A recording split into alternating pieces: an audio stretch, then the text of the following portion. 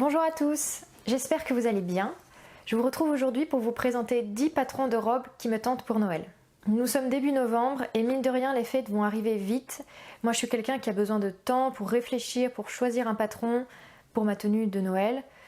Et en plus de ça, la couture d'un vêtement ça prend un certain temps, tout le monde n'a pas forcément le temps de coudre tous les jours ou tous les week-ends. Et si comme moi vous voulez aussi coudre des cadeaux de Noël pour vos proches, il vaut mieux s'y prendre un petit peu à l'avance pour avoir le temps de coudre tout ça sereinement. L'année dernière j'avais cousu un ensemble blouse plus short et cette année j'avais très envie de porter une robe. J'ai donc commencé à faire une sélection et quand j'ai vu que j'arrivais à une liste assez exhaustive et que je savais que j'allais piocher dans cette liste le patron de ma robe de Noël de cette année, je me suis dit pourquoi pas en faire une vidéo. J'ai pensé que ça pourrait vous intéresser de savoir quel patron j'avais présélectionné et surtout vous donner des idées si vous êtes vous-même en train de vous demander quoi vous coudre pour les fêtes. Parmi les patrons que je vais vous présenter aujourd'hui, j'en choisirai un et je le coudrai en vidéo que je publierai je pense autour de mi-décembre si tout va bien. Il y aura d'autres vidéos d'ici là. Restez connectés et n'hésitez pas à vous abonner à la chaîne pour ne pas rater cette vidéo.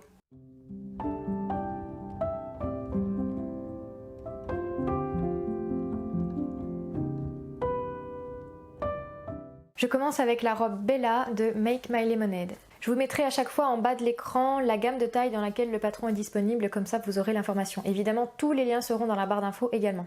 Donc la robe Bella de Make My Lemonade, c'est une robe de style kimono. Elle est assez courte, elle a un gros nœud devant et comme tous les kimonos finalement, elle a des manches courtes très larges qui sont d'un seul tenant avec la pièce de devant. J'aime beaucoup ce genre de pièce très singulière qu'on voit vraiment pas souvent. C'est vraiment une pièce typée et atypique justement. Je trouve que de manière générale, les vêtements qui sont un peu japonisants sont hyper chic. Et je trouve que cette robe ne fait pas exception. Sur le site, elle est présentée dans un tissu rose, fluide, un peu satiné je crois. C'est effectivement le genre de matière dans lequel je vois bien cette robe. Mais j'ai également vu d'autres versions très différentes de cette robe, notamment une version de Julie du compte Instagram Sur le Portant, qui en a fait une version en jacquard. Le jacquard c'est un tissu très épais et qui a beaucoup de tenue et je trouve sa robe magnifique et je vous mettrai une photo ici. Vous voyez qu'on peut faire un peu ce qu'on veut avec cette robe et je trouve qu'on peut vraiment faire une pièce très élégante, vraiment très stylée.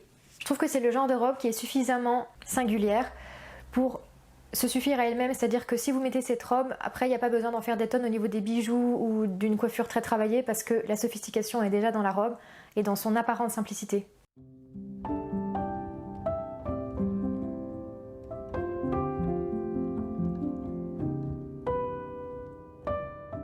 Ensuite, je voulais vous parler de la robe Alborg de How to Do Fashion. C'est une robe portefeuille qui se ferme avec un bouton sur le côté, avec des pinces poitrine sur le devant et 4 pinces dans le dos. Je ne peux pas vous montrer de dessin technique du dos parce qu'il n'est pas disponible sur le site, mais je fais confiance à la créatrice. Si elle a dit qu'il y avait 4 pinces dans le dos, c'est qu'il y a 4 pinces dans le dos. Ce qui me fait penser que c'est un corsage vraiment bien ajusté qui épouse bien la forme du corps et c'est sans doute très flatteur. On peut aussi rajouter, je regarde vers la droite parce que j'ai mon ordinateur avec les photos des robes, c'est beaucoup plus facile pour vous en parler. Donc on peut rajouter une ceinture à nouer devant avec des longs pans qui tombent, je trouve ça assez joli, on peut aussi ne pas la mettre. Pour l'encolure on a deux possibilités, on peut laisser l'encolure toute simple avec juste une propreté ou rajouter une sorte de col châle, ce que je trouve assez joli et ce que j'aurais tendance à faire en automne-hiver parce que c'est quand même, ça rajoute un petit peu de chaleur, disons, pour avoir un peu plus chaud, je le ferai. Elle a des manches longues assez bouffantes avec un petit bracelet de manche au bout. Comme vous le voyez, c'est un patron qui existe aussi en version blouse. Et pour la longueur, attention, ne vous faites pas avoir par le dessin technique. Moi je trouve que sur ce dessin, on a vraiment l'impression que la robe est très longue. En réalité, si vous regardez d'autres photos portées par la créatrice, on voit que c'est plutôt une longueur 7/8 ou midi. Et pour en avoir le cœur net, j'ai contacté la créatrice qui m'a confirmé que c'était une longueur mi-mollet.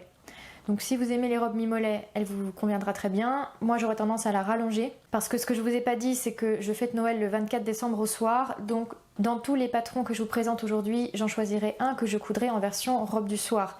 Donc potentiellement plutôt long, avec des tissus un peu foncés ou satinés, pas forcément foncés mais en tout cas des tissus qui en sont un peu connotés robe du soir. Bien sûr tous ces patrons sont totalement polyvalents, même certains sont totalement destinés à des robes de jour, donc si vous fêtez Noël le 25, vous pourrez tout à fait porter ces robes le 25 sans y apporter de modification. Mais pour ma part j'en ferai une version soirée.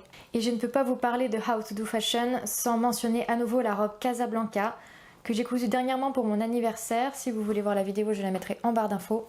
C'est typiquement le patron que j'aurais cousu pour ce Noël si je ne l'avais pas déjà cousu pour mon anniversaire. J'en ai même fait une deuxième version entre temps que je vous montrerai dans un prochain bilan couture. Donc là j'ai envie de changer, j'ai pas envie de la refaire une troisième fois pour Noël. En revanche je vous en parle parce que je trouve cette robe vraiment très élégante et très adaptée pour ce genre d'occasion si on utilise encore une fois un tissu particulièrement joli, travaillé, etc. C'est une robe portefeuille également qui a une encolure en V assez profonde avec des revers. Elle a un col montant sur la nuque, des manches 3/4 avec un bracelet qu'on retourne, et il y a des petits boutons de manchette. Elle est pleine de très jolis détails et toujours avec cette petite pointe rétro qu'on sent très souvent dans les patrons de cette marque. Donc si vous aimez ce genre de modèle, n'hésitez pas. C'est une robe que je vous recommande, elle est très élégante, elle est très flatteuse, elle fait vraiment son effet. Moi je la recoudrai pas pour Noël donc j'en parle hors sélection, mais n'hésitez pas aussi à aller voir du côté de ce patron là.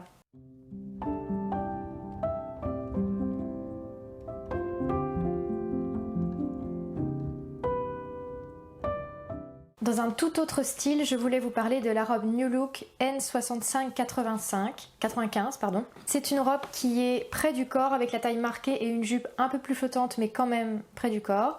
Elle a des manches 3/4. Et ce que j'aime beaucoup surtout dans cette robe, c'est ce qui m'a fait m'arrêter dessus quand j'ai cherché une robe de Noël, c'est l'encolure qui est très dégagée, une encolure dégagée avec une petite encoche et c'est vraiment le petit détail qui donne tout son charme à la robe je trouve, parce que par ailleurs elle est relativement commune, bien que très jolie. Mais ce détail dans l'encolure, je trouve que ça fait vraiment tout son charme. C'est pour ça que je l'ai sélectionné, je trouve que c'est assez original et puis je trouve que c'est en général très beau et assez charmant, les encolures très dégagées comme ça, je trouve que ça a beaucoup d'élégance. Elle a deux possibilités de longueur, elle peut être longueur genou ou un petit peu plus longue. Je pense que je la ferai longueur genou. Et ce qui est intéressant au niveau du patronage, c'est qu'elle a deux coutures princesse devant et elle a les mêmes coutures dans le dos, ce qui permet de vraiment ajuster le corsage pour qu'il soit vraiment au plus près de votre morphologie et qu'il flatte vraiment la silhouette. Je trouve que c'est toujours appréciable d'avoir des coutures princesse et des choses comme ça sur les corsages parce que ça permet de vraiment adapter le vêtement à son corps. Et moi c'est typiquement des endroits où je fais des ajustements au niveau de la poitrine, donc c'est très appréciable d'avoir vraiment des endroits où on peut ajuster aux petits oignons la robe qu'on voudrait porter. On peut ajouter des volants au bout des manches, mais personnellement je n'en raffole pas, donc je ferai les manches simples je pense. Cette robe est disponible sur le site français patrondecouture.com. Elle est aussi disponible sur Etsy chez différents vendeurs, mais en général ils sont américains, donc il y aura un temps d'expédition plus long, des frais de port plus importants et une empreinte carbone qui va avec. Simplement sur le site Patron de Couture, elle est marquée comme étant en fin de série, donc je pense que si cette robe vous intéresse, il vaut mieux pas trop tarder à l'acheter.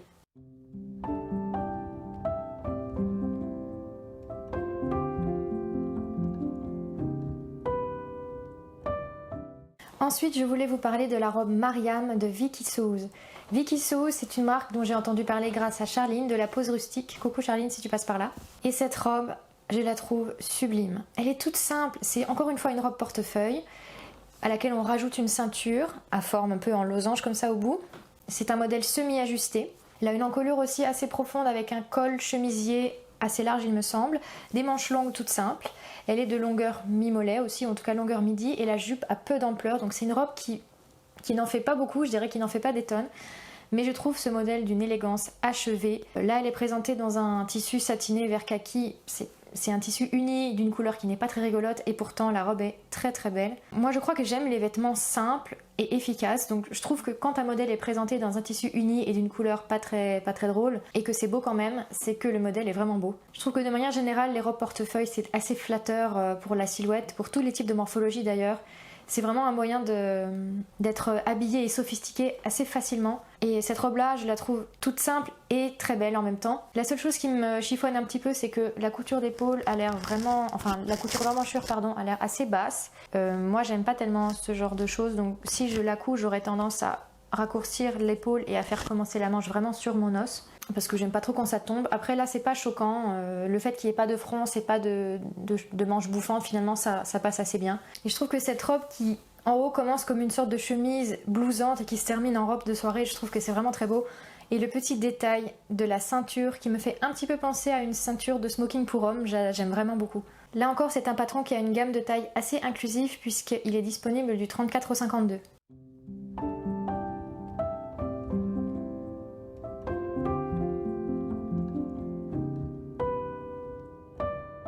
Dans un style assez voisin, je voulais vous parler de la robe Natale de Cut & Sew. C'est également une robe qui commence un peu comme une chemise sauf que le col est très différent, il est plus large et il arrive ici un peu en angle droit, enfin pas un peu, il arrive en angle droit. Elle est semi-ajustée également, elle est fermée par une ceinture avec cette forme en losange sur les deux côtés. Elle se ferme par des boutons derrière la ceinture, ce que je trouve très joli. C'est un des détails qui me plaisent le plus dans ce modèle, ce sont les boutons. Les boutons sur la ceinture et surtout ce double boutonnage sur tout le devant.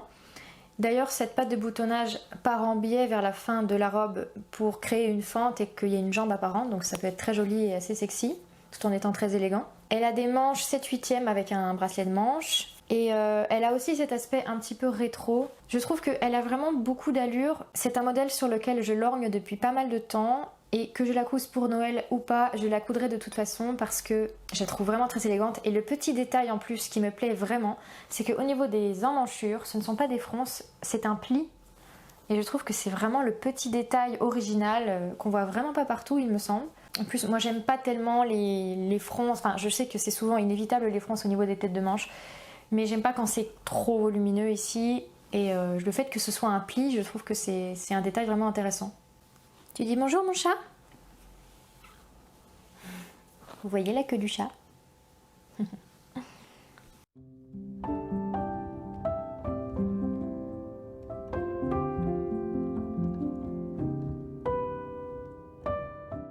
Ensuite, je souhaitais vous parler de la robe Atlas de Macy's Pattern.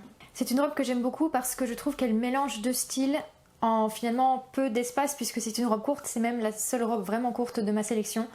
J'aime beaucoup le côté chemise en haut puisque c'est une chemise vraiment simple avec un col chemisier on va dire ordinaire. Et à partir de la taille, ça devient une jupe drapée et nouée. J'aime beaucoup le fait que les pans de ceinture s'élargissent à leur extrémité, je trouve que c'est un joli détail. J'aime beaucoup ce mélange qui fait qu'elle est en plus très polyvalente parce que ma robe de Noël, j'aimerais aussi la reporter à d'autres occasions, notamment des soirées ou des choses comme ça. Là, elle est présentée dans un tissu uni, satiné, qui est très joli, qui est assez similaire à celui de la robe Mariam. On nous montre aussi des photos de cette robe qui a été cousue dans un tissu plus orange-marron, avec des pois qui est très lumineux et très joyeux. Et je trouve que ça fonctionne aussi très bien parce que ça fait quand même habillé et élégant. Je pense que c'est le genre de modèle avec lequel on peut vraiment s'amuser et porter des choses funky, élégante et funky quand même. C'est pas quelque chose de très sérieux. Je trouve que ce mélange de corsage qui est entre guillemets assez commun avec la jupe tout à fait différente, je trouve que ça fonctionne très bien. Cette robe a des manches longues, très bouffantes au niveau des poignets, avec une manchette, enfin en tout cas un bracelet de manche vraiment large. Pour ma part, j'aime pas trop quand c'est trop bouffant en bas des bras parce que j'ai les poignets très fins. J'aime pas trop, voilà, quand il y en a trop ici. J'aurais tendance du coup à réduire l'ampleur de la manche à cet endroit-là, je pense que c'est pas très compliqué. Et j'aurais tendance peut-être aussi à réduire un tout petit peu la longueur de la manchette parce que là, à mon goût, c'est un petit peu trop, mais c'est personnel. Je pense que ce modèle c'est un très beau mélange d'élégance, de sophistication et aussi de sexitude. Si c'est pas forcément le modèle que vous porteriez pour une fête de famille, on peut très bien la porter à Nouvel An par exemple. Moi je fête pas Nouvel An mais c'est vraiment quelque chose qui peut s'adapter à beaucoup de situations. Encore une fois, un modèle que je trouve très bien pensé et efficace.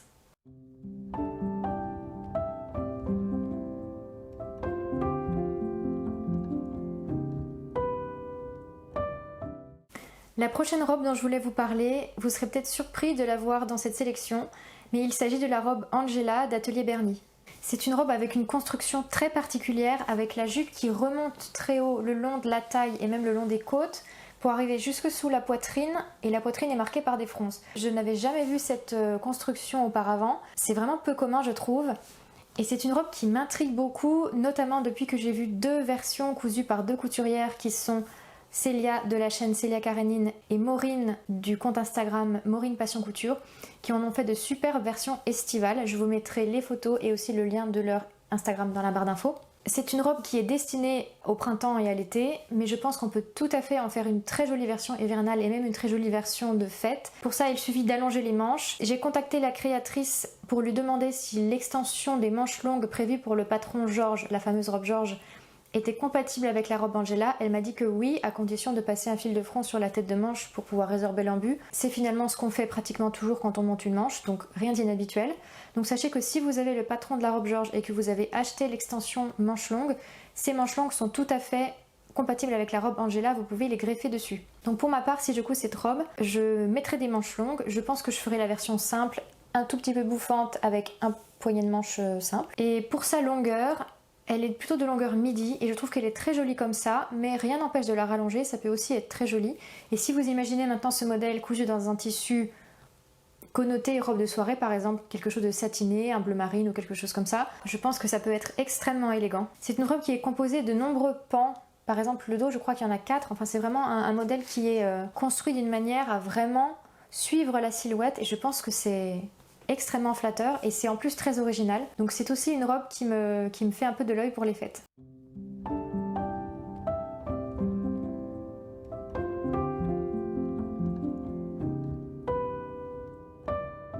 J'aimerais maintenant vous parler de la robe Alizée de La Petite Frambise. Là encore, vous serez peut-être surpris de la voir parmi ma sélection, mais je pense qu'avec un peu d'imagination, on peut tout à fait adapter ce patron qui est plutôt prévu pour la belle saison à des conditions hivernales et festives. Je lorgne sur ce patron depuis très longtemps, pratiquement depuis mes débuts en couture. Je trouve qu'elle a une construction très jolie, très féminine, très flatteuse.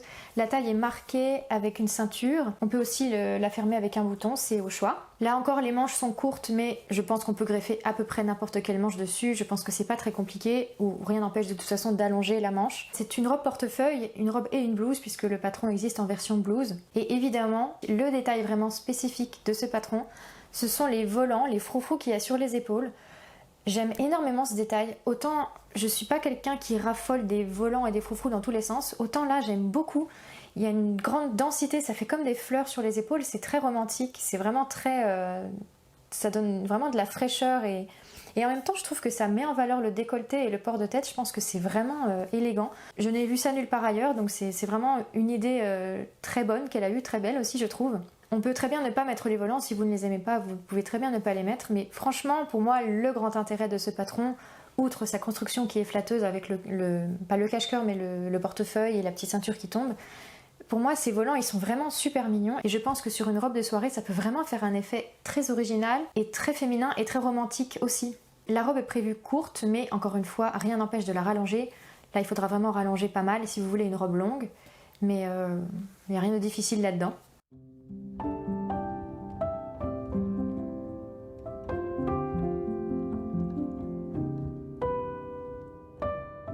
J'aimerais maintenant vous parler de la robe Capriccioli d'Apolline Patterns. C'est une robe qui est assez connue maintenant dans la sphère couture.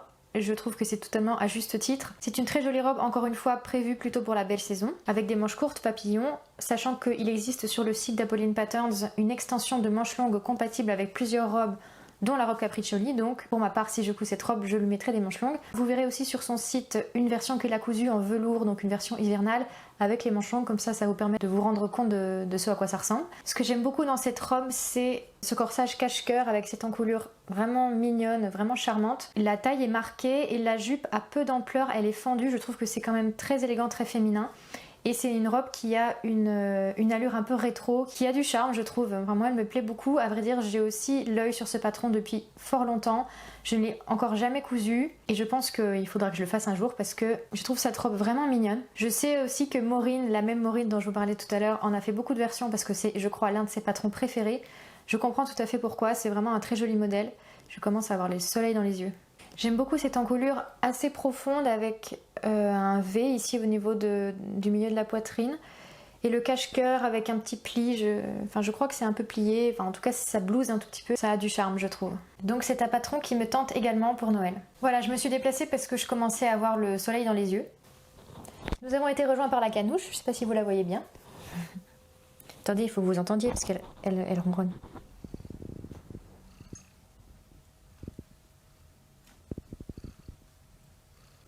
Je me remicrote, microte. On dit ça, je me microte. Je sais pas si ça se dit.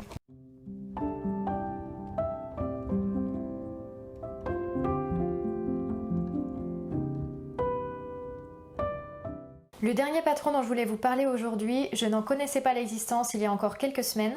Je l'ai découvert grâce à Célia de la chaîne Célia Karénine. Il s'agit du patron Umbriel de Luna's Pattern. C'est un patron qui est déclinable en robe ou en haut. Évidemment là je vous parle de robe donc je vais vous le présenter en tant que robe. C'est un patron qui est tout à fait dans la veine romantique, fleurie, cottagecore. C'est vraiment l'univers de cette robe il me semble.